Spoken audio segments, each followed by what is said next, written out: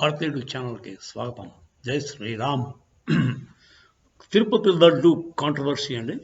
ఇది చాలా నీచమైన పని చేశారు. ఎవరు చేశారో మనకు తెలియదు, కానీ అది మరి అప్పటి గవర్నమెంట్ అయితే జగన్మోహన్ రెడ్డి గారిది బాధ్యత అయితే అతను తీసుకోవాలి. న్యాయంగా అతను బాధ్యత తీసుకుని ఏదో పొరపాటు జరిగిందనో క్షమాపణ చెప్పమనో, లేకపోతే తిరుపతి మనం క్షమించక్కర్లేదు, దేవుణ్ణి క్షమాపణ దేవుణ్ణి క్షమించమని కోరినా ఆయన క్షమిస్తాడు. ఎందుకంటే మన వెంకన్న బాబు కూడా చాలా ఉదారమైన స్వభావం గలవాడు. కాకపోతే వెంకన్న బాబుతో పెట్టుకున్నవాడు ఎవడూ నిలబడలేదండి నాకు తెలిసి చరిత్ర. పెద్ద పెద్దవాళ్ళే తలలు లేచిపోయాయి. వెంకన్న బాబుతోటి పెట్టుకుని పాడైన ముఖ్యమంత్రులు చాలామంది ఉన్నారు ఇప్పటిదాకా మన ఆంధ్ర రాష్ట్రంలో. కంబైన్డ్ ఆంధ్ర ప్లస్ ఇప్పుడు సెపరేట్ ఆంధ్ర. అది అది ఆల్రెడీ ఆ రిపర్కషన్స్ కనబడుతున్నాయి. మన స్వామివారి ఆగ్రహానికి గురైపోతున్నట్టే కనబడుతున్నాడు మరి జగన్మోహన్ రెడ్డి గారు. అతను కాపాడుకోవడం కోసమైనా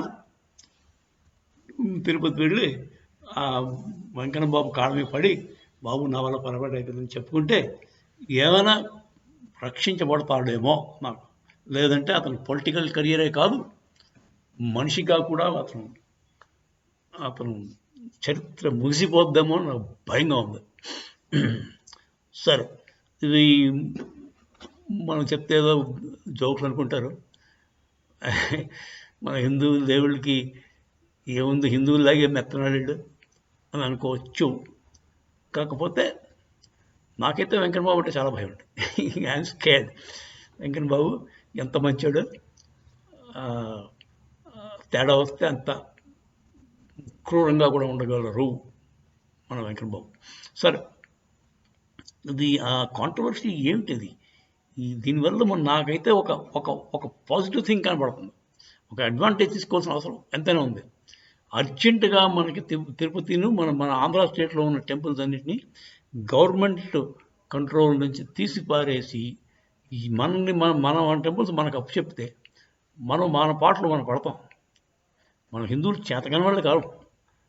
మేము మన దేవుణ్ణి, మన గుడిని అడ్మినిస్టర్ చేసుకోలేమా, దాన్ని మేనేజ్మెంట్ చేయలేమా? సో ఇది పర్ఫెక్ట్ అవకాశం అండి. అందరూ తాటి మీద నిలబడి సెంట్రల్ గవర్నమెంట్ మీద ప్రెషర్ తీసుకొచ్చి మొత్తం టెంపుల్ అడ్మినిస్ట్రేషన్ అంతా మేమే తీసుకుంటాం, ఆ ఫండ్స్ అంతా కూడా మేమే మేనేజ్ చేస్తాం అని చెప్పి ఆ కంట్రోల్ మనం తీసుకోవాల్సిన అవసరం ఎంతైనా ఉందండి. ఇది ఒక మంచి అవకాశం. ఇలాంటి ఏదో పనులు మళ్ళీ రిపీట్ అవ్వకుండా మనం చేయవలసిన ముందు జాగ్రత్త చర్య ఏంటంటే, మాకు అప్పచెప్పండి బాబు, మేము చూసుకుంటాం. అన్ని మతాలకి ఏ మతానికి లేదు. ఒక మసీదులో గవర్నమెంట్ ఆఫీసర్ వెళ్తే ఊరుకుంటాడా? గురుద్వారాలో మన వాళ్ళు ఎంటర్ అయ్యారని చెప్పి వాడు గల్నెట్లు కూర్చుంటే మన వాళ్ళు ఎంటర్ అవ్వకూడదని చెప్పి కూర్చున్నారు ఇప్పుడు గోల్డెన్ టెంపుల్లో. మరి అలాగే ఒక చర్చిలో వాడు ఫండ్స్ ఎలా ఏం చేస్తున్నాడు, మిస్అప్రాపరేట్ చేస్తున్నాడా, వాడు దేనికి ఖర్చు పెడుతున్నాడు అని చెప్పి అకౌంటింగ్ మన గవర్నమెంట్ అడుగుతుందా? లేకపోతే గవర్నమెంట్ ఒక ఓవర్సియర్ని పెడుతుందా? ఆ సత్తా లేదు కదా, ఆ దమ్ము లేదు.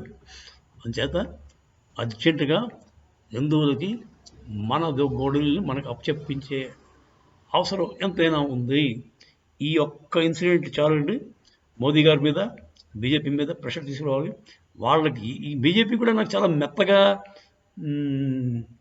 పీస్మెంట్ పాలిటిక్స్లో బాగా దిగిపోయింది. హిందువులకి ఏం చేసింది బీజేపీ ఇప్పటిదాకా? నాకు ఏం కనపడలేదు. ఎంతసేపు సబ్కా సాత్ సబ్కా వికాస్ అనుకుంటూ వాళ్ళ వెనకాల తిరిగారు తప్ప మనకేం చేశారు? హిందూ టెంపుల్స్ ఎందుకు విముక్తి చేయట్లేదు ఇప్పటిదాకా?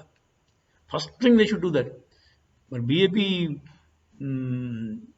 మేనిఫెస్టోలో పెట్టాల్సిన అవసరం ఉంది ఈ మాట అట్లీస్ట్. తర్వాత ఇంకోటి, ఆర్ఎస్ఎస్ ఏం చేస్తుంది? ఆర్ఎస్ఎస్ ఎందుకు రావట్లేదు ఇలాంటి దాంట్లో పైకి? ఆర్ఎస్ఎస్ ఏదో హిందూ తీవ్రవాద సంస్థ అంటారు. ఏం మాట్లాడుతుంది? తీవ్రవాదం ఎక్కడ పోయింది? హిందూయిజం ఏమైతే లేదంటే కనపడుతుంది ఆర్ఎస్ఎస్కి.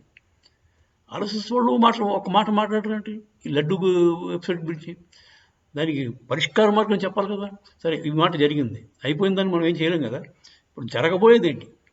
మళ్ళీ ఇలాంటి రిపీట్ అవ్వకుండా ఏం చేయాలి, ఎలా చేయాలి? నా ఉద్దేశం అయితే టెంపుల్స్ని గవర్నమెంట్ కంట్రోల్ నుంచి తీసి పారేస్తే కానీ మనం సేఫ్ కాదండి. జై శ్రీరామ్, హర హర మహాదేవ్.